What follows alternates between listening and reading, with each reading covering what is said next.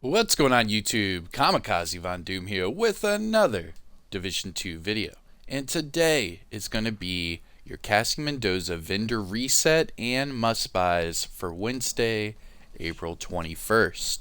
But first, before we talk about Cassie Mendoza, we have to find the Snitch and get her location.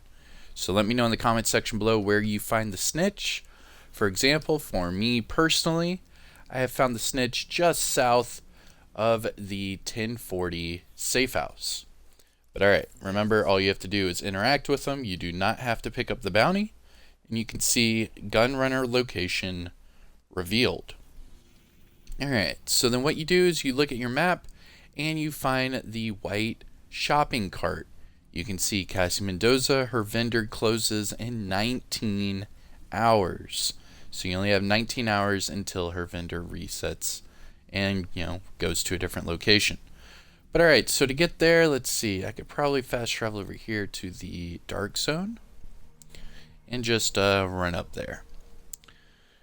Alright, hopefully she has something good. I don't know. We'll see.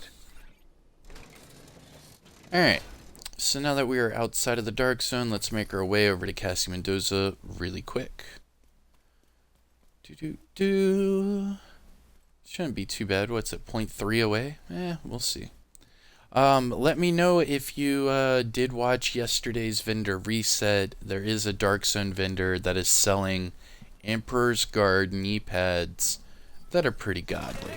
Not only that, but maxed out Foundry Bulwark knee pads, which seem to be pretty perfect for a armor build. Speaking of which, look at that armor regen. Boom. Alright, we're almost there. Oh, snap.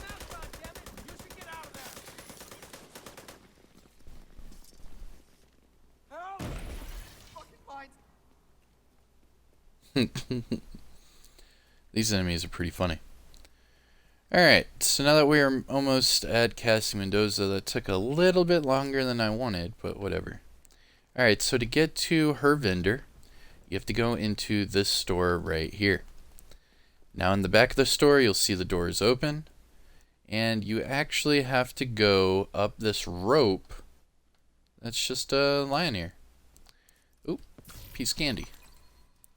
Alright, so go up this rope and let's go talk to Cassie Mendoza. Up the rope and up the ladder. Alright, get into this window, and here is Cassie Mendoza. Alright, so please have something good this week. Let's see. Alright, so starting off, we have the named items. You should have 4 of these up here. If you do not have the Shield Splinter or the Hunter Killer, that is because you have not finished all of the hunters and you have not opened up the off-white and the ivory chests. But alright, 4 named items. Starting off, new reliable. This is your named RPK, large machine gun with perfectly optimized. Now this one has max LMG damage, so if you were to pick this one up, I would highly recommend just roll off health damage for damage to armor. Next up, we have Forged. This is the named Richter and Kaiser holster with that 50% shield health. Perfect for shield builds. Now this one also has status effects. I don't know. That's a toss-up. Alright, and then we have our 2 special named items. Like I said, to get the Shield Splinter, you have to kill all of the Year 1 hunters in New York City, and you also have to open up the ivory chest that is in the base of ops. That's how you get this weapon. I still get comments of people asking me about how to get these items. Alright, so this Shield Splinter comes with Perfect Optimist and has mag size 8.5. If I were to get this, I would just roll off mag size for damage to targets at a cover, and then optimize the rest of the attributes. Next up, Hunter Killer. Just like the Shield Splinter, the Hunter Killer, you have to kill hunters. This time it's all of the Year 2 hunters, so all the hunters connected to Warlords of New York. And then once you kill all of them, you can open up the off-white box that is in the Haven in New York City, and then you will get this chess piece with Perfect Intimidate. This is my favorite chess piece in the game because Perfect Intimidate is 40% amplified damage in both PvE and PvP. Now this one comes with near max explosive resistance and repair skills. I'm not a big fan of either of those, so I'd probably pass. So as far as these named items are concerned, the Forge and New Reliable are actually, I hate to say it, better off than the Shield Splinter and the Hunter Killer. Alright, gear set items. Hardwired backpack with status effects 9.0. That's not bad for a status effects roll. Tip of the Spear chest with max weapon damage. Okay. And then skill damage, but still, you already have the max weapon damage. You can make that whatever it is you want. Striker's gloves with 5.1 crit chance. I mean, that's not horrible either. It's alright. Ongoing directive knee pads with near max weapon handling. Okay. Striker's holster with skill damage 7.9. And then finally, Eclipse Protocol mask with 8.9 hazard protection. All of these stats are pretty, they're on the higher end. They're not all maxed out, but they are definitely all on the higher end today. That's for sure. So out of the gear set items, you can check out the status effects on Hardwired if that's how you run it. Tip of the Spear, this one's pretty good, especially with the maxed out weapon damage, so you can make the skill damage whatever it is you want, so that's not horrible either. I might actually, we'll see what goes with that. Increases aggressive recon weapon damage bonus from 20 to 40. I mean, that's not bad. Alright, let's go to the items.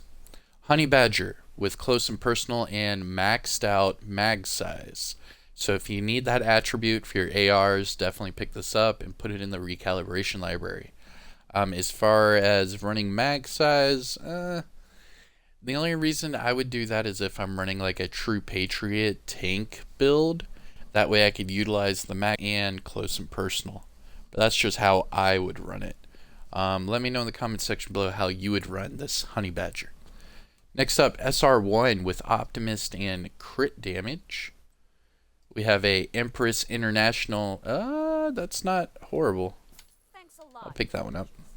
We have Empress International Backpack with Adrenaline Rush, Skill Damage, and Crit Damage. This is pretty good to set up for some sort of skill build, crit build hybrid here. So I would pick this one up because I already have an Empress International chess piece with Intimidate. I could do some pretty nasty work with this. Alright, so there's that one, and then Badger Tough Mask. This is with skill damage and crit damage.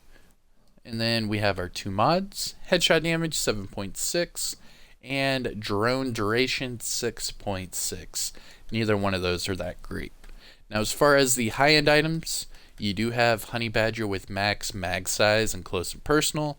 And then you also have an Empress International with Adrenaline Rush, skill damage, and crit damage. As far as your gear set items, again, Tip of the Spear has the max weapon damage. The rest are pretty decent. And then finally for your named items, the New Reliable has max LMG damage. And the Forge has some pretty good status effects. But besides that, that's all I would probably recommend for today's Cassie Mendoza vendor reset. I am Kamikazevondoom. Hope everyone's having a good week. And yeah, don't forget to hit that subscribe to the channel. And I'll see you in the next one. Peace.